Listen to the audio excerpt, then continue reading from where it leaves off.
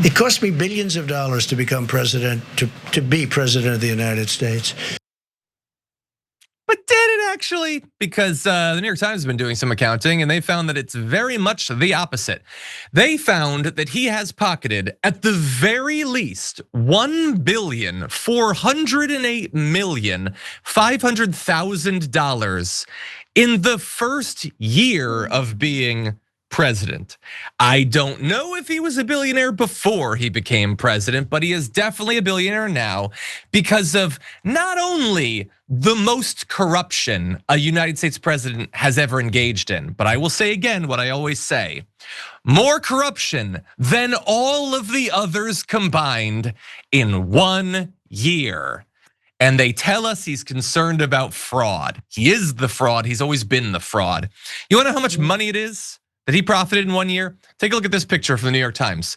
Every one of those dots is the median household income of the United States. That's not his new net worth. That's how much he added to his net worth in 1 year. That is thousands and thousands and thousands of households of net worth in 1 year. So, okay, how do you get to that 1.4 billion? Okay, so the biggest part is crypto. It's the best scam going right now. And so of course Trump is gonna get in on it and his family.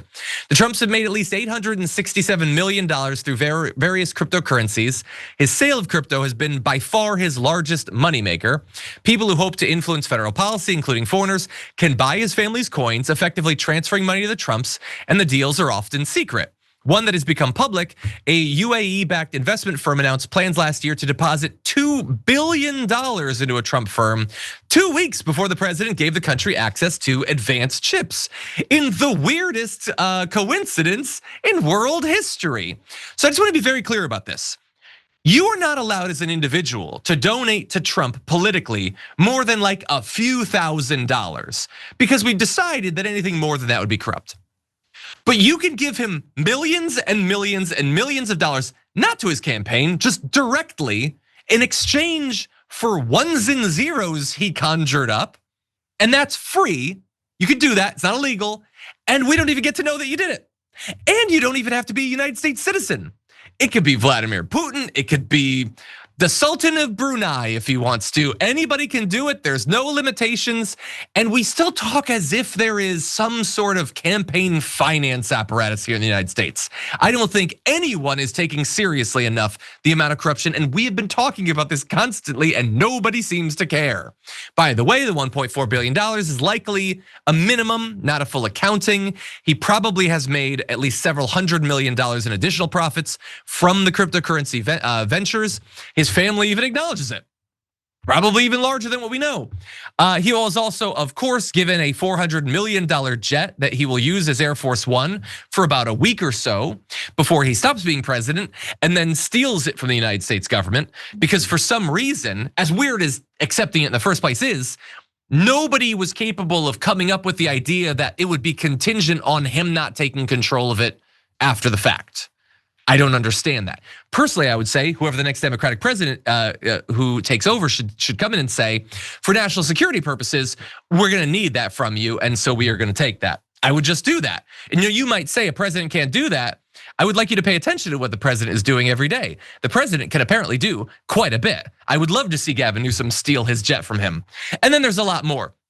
$23 million in licensing his name overseas. It's more money from foreigners, straight to the Trump family. $28 million from Jeff Bezos for a documentary about Melania Trump, which at least 2 or 3 people did ask for, admittedly. And he got over $90 million in settlements from major tech and media companies, despite the fact that if it had gone to trial, all these different things, it was utterly baseless, but they like using this as an opportunity to hand him over money. Just give him money. Just corruption and corruption and corruption, Sharon. And it's everywhere. And Hunter Biden, $5 million from Ukraine, something. I don't know. What do you think? I think Richard Nixon is looking like an American hero. Okay, and if there's any Americans, yeah, they're still with us, right? If you do the math, there's plenty who lived through that presidency who are still with us. and were lamenting and saying, "Oh, we got pardoned," or "Yeah, no, it wasn't fair." It was absolutely fair, comparatively speaking. This is how low of a bar this president has brought it down. So low.